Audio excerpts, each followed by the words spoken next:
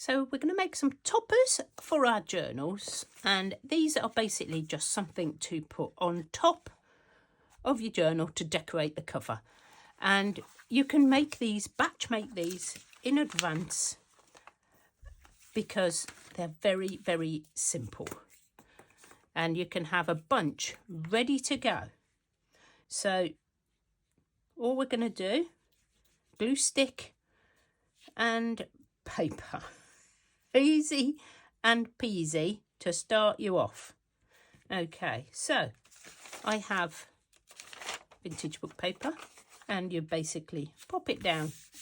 Now, probably should get something to put down the thicker paper. I don't tend to use very thick paper. I don't use scrapbook paper on this, but that is basically your base. So we'll just do a bit more. And these are just scraps of chipboard that I've found a stash of.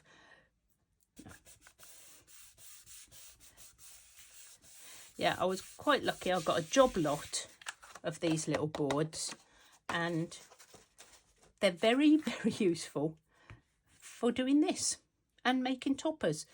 I do have a few left, I think, in my Etsy shop, like bundles of 10. There are different sizes in there. Obviously, these are whatever size they are. I'm going to put some pattern paper on there, like this. I will tell you what size they are when we measure the next one. But pop over and have a look. That one's going to be great for a sewing journal. So they do measure, these ones, 9.5 centimetres or 3 3/4 inches by 14.5 centimetres and 5 3/4 inches. So perfect little size for going on the top of most books. So just any paper you've got, depending on the style of your journal. Use very thin paper. I've got some very vintage paper here from obviously a music book. Again, very lucky to find these at the car boot. I think I told you. She said, oh, I don't want to take them home. And I offered her £2 for sort of the bag full. Usually people charge about £1 a book. So I did feel quite lucky, and I would say I felt a bit guilty, but I didn't. I was like, bonus. So I'm just going to cut around this one because it's a bit big. And then the next step is simply to sand off the edges.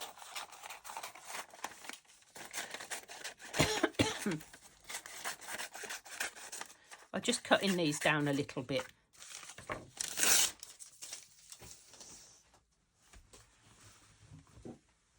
Now this is going to make a mess, so we're gonna do this maybe over my glue book.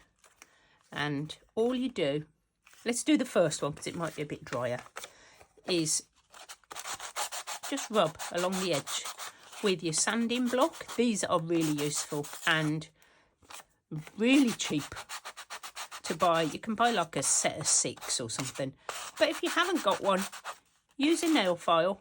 Oh, I'm a bit heavy-handed, as you know. I'll just glue that back down. Not a problem. What we'll do is I must have missed there while I was chatting. So glue it back down.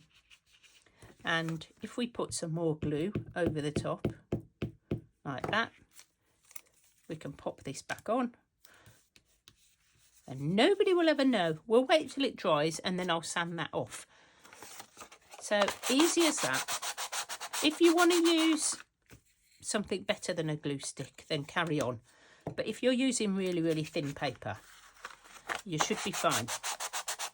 If you're using scrapbook paper or even fabric, then you probably will need stronger glue. It just leaves such a lovely finish on the edge. And this is basically, this one is a piece of painted book page that I have stamped on. And, you know, it's going to make a background. You're not going to see much of it. It's just there to cover the whiteboard. Now, the ones in the shop, some of them have a black at the bottom, back, and some have white. So you could use either side. I also use these as my writing boards. So I get this far. I'll stop now because that's enough of that. I'll finish off the others in a moment. So you can use these as writing boards as well.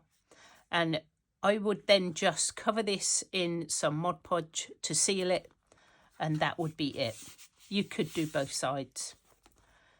But that would be a writing board that you could put in your journal if you were selling it or for somebody, or giving it to somebody so that they could put it in like this to do their writing. Obviously, I would use a bigger one for a big journal like this. But you get the idea. Okay, right. Next step. Okay, so I'm surrounded by my stuff, and I don't know whether to work on one and then another one, or try and complete one in one go.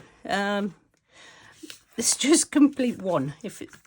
Sometimes when I'm doing tags, I end up doing like loads all together. So these two books are sort of nature-ish, autumn-ish, you know, ish. And so I want something along that vein for the front of those two. So maybe I should do both of those together. Okay, let's do these two. Let's do two at a time because, you know, I'm feeling brave. And we'll start layering up. Now, that may be a bit thick. I do quite like the idea of some of this burlap on. I'm not going to make them both the same, so they are going to be different. And yours will be different again because you will have different bits, different things. So, as you can see, you are now going to cover up most of that background. I have this bit of applique, which I could put on. Let's just have that the right way up, just for fun, just because. Now, hopefully I'm in frame while I assemble. I'm going to move these more white ones out the way. Oh, maybe I should decide what I'm going to put on the front. See, the yellow book, I'm thinking it's got to be that one. And I'm quite liking this, but I also quite like this.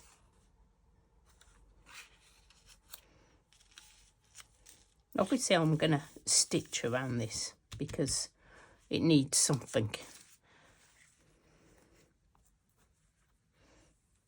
And you just sort of play around with your bits and pieces and see what you can make. And I think this is quite a long process sometimes.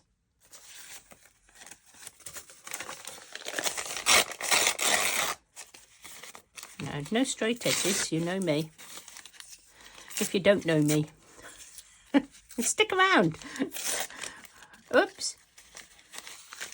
Let's try that one again, shall we? Let's get some brown paper. Now, I obviously don't want this much.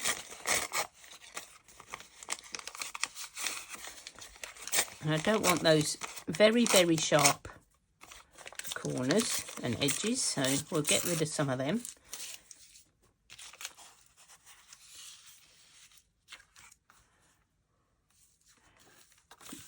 And build up your layers. I might put something else on there. See, I've got, this is just a bit of old vintage tablecloth or something. I don't know where it came from, but I think I don't need all of it. I'm just going to cut it because I can. Because I can. And I just want some up here. Yes, you're going to fold. Okay, that's fine. Not going to argue. If you want to do that, that's fine. Let's have a look what this looks like with that and maybe this in here.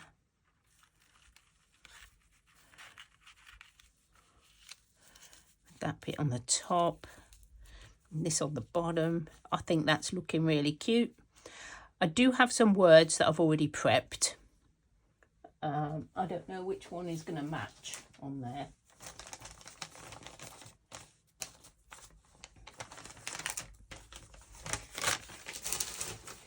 So these are my words for the front of my journals, and they are quite inspiring words. So these are inspiration journals. And obviously the, what do you call it? You know, glossy accents haven't quite dried on that one. But all of just basically layered up and glossy accented the words. But how cool are they just to add as a word on the top? So I think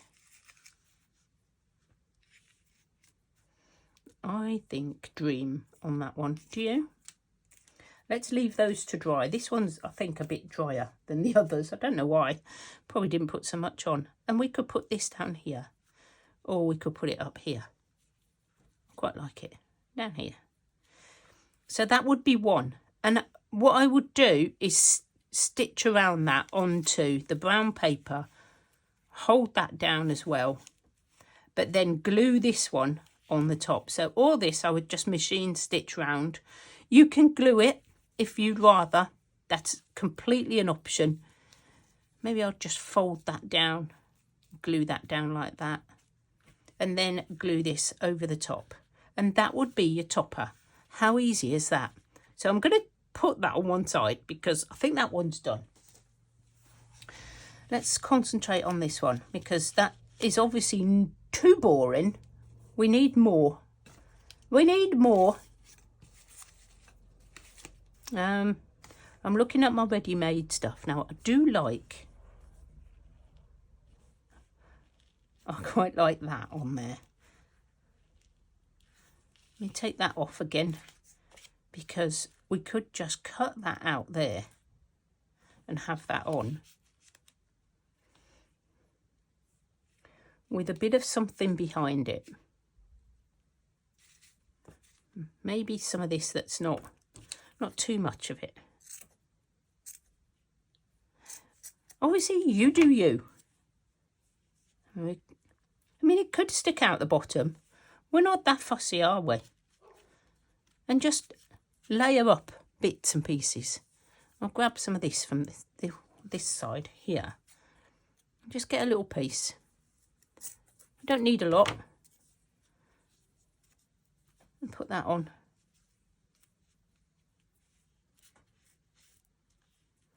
Something like this. I mean, I could cut that off, cut that out. We could then add our title on this one. Imagine. So that would have to be cut. And that would be quite a simple one. We could put some background behind it. Let's have a look and see. I did get out some yellow scrapbook paper as a background, but I'm pretty sure it's going to be too much. What else have I got? I did get some music paper and some different type of music paper.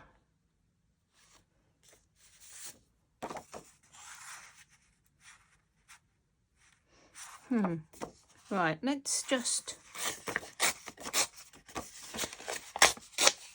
grab some of this. This is just time to play now, guys. whatever you feel like doing. I have, as you can see, already inked around the edges of my boards.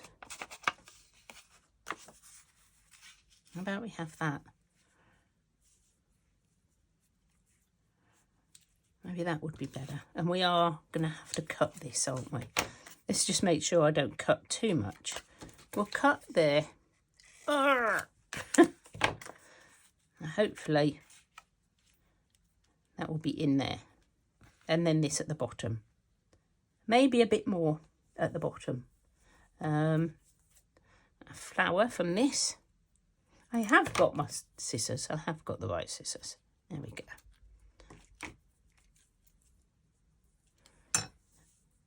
Maybe we could add this like that.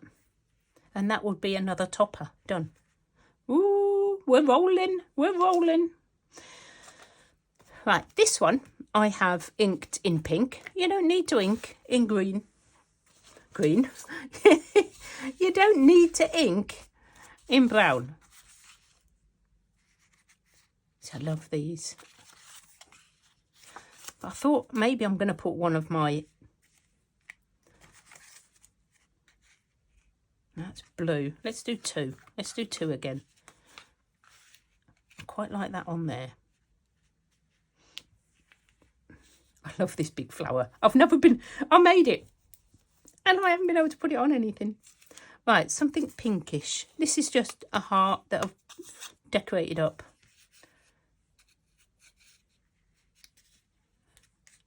And we could add to this. Oh, I quite like that one as well. I didn't make this. This was made for me by somebody and I can't remember who it was. I know that this, whereas some of these were from Cheryl. I don't know. This one definitely. I mean, that could go something like that on there. And then our word.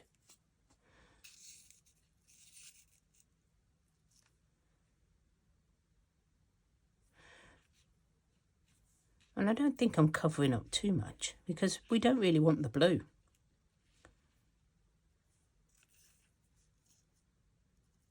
I quite like that. Plain-ish.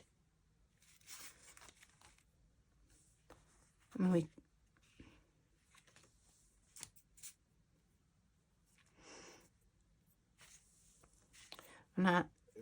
do have this one back that we started with. Maybe we could put that on with maybe a bit of this. Let's put loads of layers on, see what happens. Let's take that off a minute.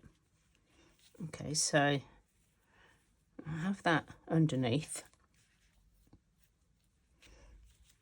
Like that. And see, I like this. You've got to love the leaves of fall. Now, I could have that as my actual topper. Don't need that. It's 2 times that's been on and come off again now. But I do need another layer underneath. I've got this. This is bandage. I use bandage because I don't have muslin. And I think I'll just chop that off. I don't want that bit. You can decide what bits you want, what bits you don't. So we'll have this. Maybe we'll have some of this. Maybe we'll have a big bit of this.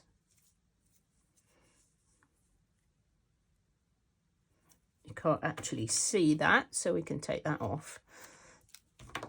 We don't want the bulk. Maybe we put this on with this at the bottom.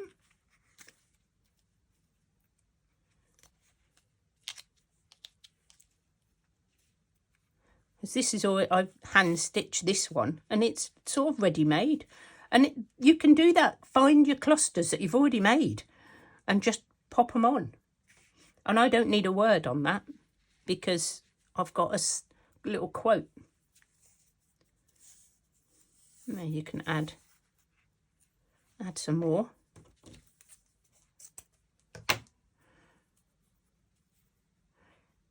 Just keep going until it's how you want it to look.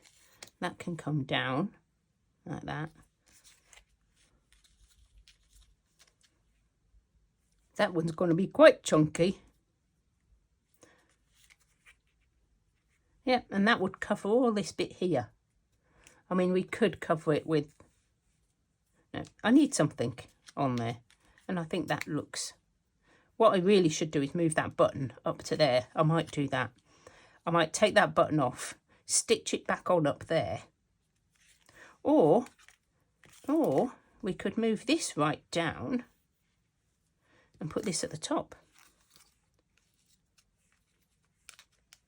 There. What about that? So I think in the short time that we have done... Oh, let me grab them. The other two. We've done these. And just let me move them up so that you can see them all. Yep. And I will stitch them all down. But that didn't take us long because we used our stash. We've used what we already had. So I hope that this has been fun and that you are inspired to go and maybe create some toppers of your own. Do let me know in the comments, and if it's been helpful to you and you think your friends might like it, share my video. That would be absolutely wonderful. I do appreciate that. I'll see you soon. I think we will be doing hidden spine coming up, how to do a hidden spine. So look out for that one. Bye.